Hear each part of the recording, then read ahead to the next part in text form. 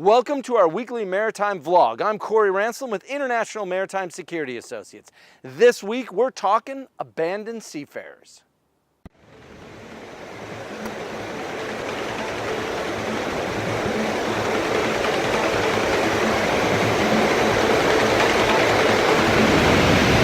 Before we get into this week's topic of seafarer abandonment, we thought we would talk about a couple of news items we found over the past week that we thought were pretty interesting.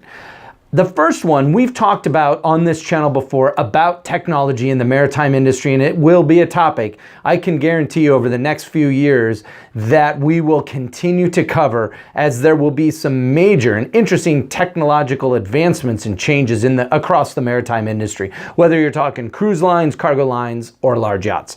There was, towards the end of April, a docking test done by Wärtsilä that they tested an auto docking computer software program to auto dock an 83-meter ferry. So the software basically takes over at about 2,000 meters from the dock and will bring the vessel into dock. And it was a very successful test. So that's pretty cool to see. You know, we have the auto parallel parking with our cars. Now we're looking at auto docking features on vessels. So interesting. Good for me because I'm not a very good parker. I run into things all the time, typically parking.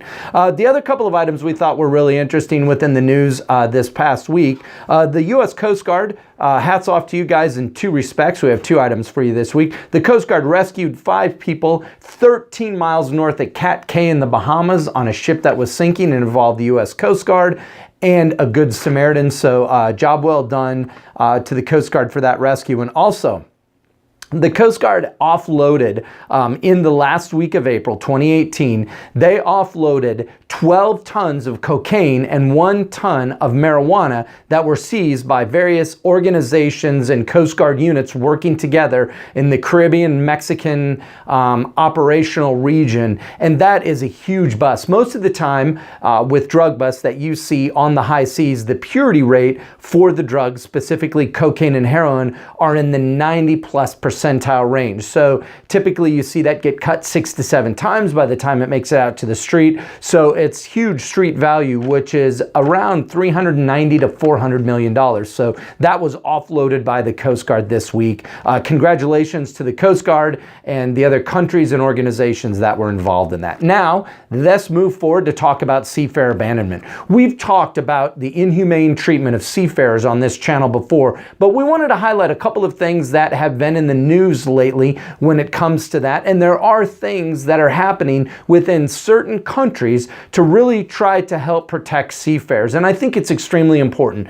As you know, 90 to 95% of all the goods that we use in different countries around the world at one time or another touched a ship. So seafarers and the job that they do are extremely important to us as consumers. So it's a good idea that we look to and stand behind these men and women who work hard on these vessels away from home for multiple days, weeks, and months, that we support them in their job. So in the last session of the IMO's legal committee, which took place on April 23rd and 25th of 2018, they have a joint committee between the IMO and the ILO, which is the International Labor Organization, where they've been discussing seafarers' rights and seafarer abandonment, and are really looking to move some measures and steps forward requiring ship owners to have supplemental insurance policies if there's an issue with shipping lines or shipping companies, that this insurance policy would kick in and take care of the seafarers if they are abandoned by the company.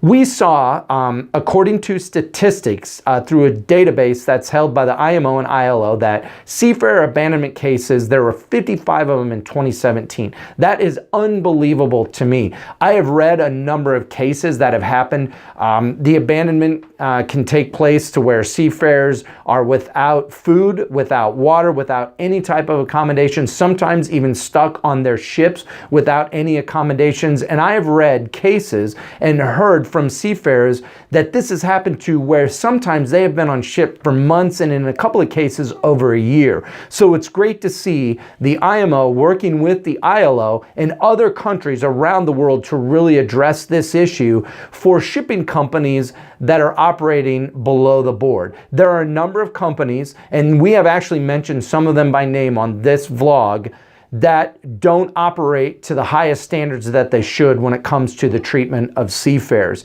We did a video a few months ago where we highlighted some steps that the UAE as a government is taking to be able to look at this issue, and they've taken some drastic steps. I know with governments and with organizations it takes time, but we're moving in the right direction, but there's still obviously a lot of work that needs to be done. One other thing that we wanted to mention this week was when it came to the pay for seafarers if they're involved in a hostage situation that results from piracy. The ILO has been working to move forward to make an amendment to the Maritime Labor Convention of 2006, or the MLC 2006. Their tripartite special committee met and is working on putting an amendment to MLC 2006 that seafarers would get paid their wages if they were held hostage either on their ship or on shore during the time of the hostage situation. So as this week we kind of highlight seafarers' rights, it's great to see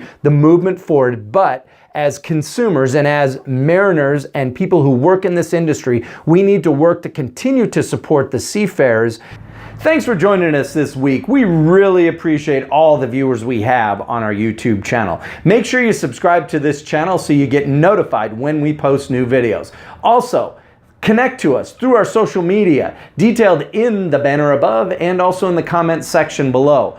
Also, make sure you hit that like button for all the videos you like. If you have any questions or concerns, or there's anything that we can do for you from a company perspective when it comes to maritime risk management, maritime regulatory compliance, or maritime security, don't hesitate to reach out to us, because we're always happy to steer you in the right direction.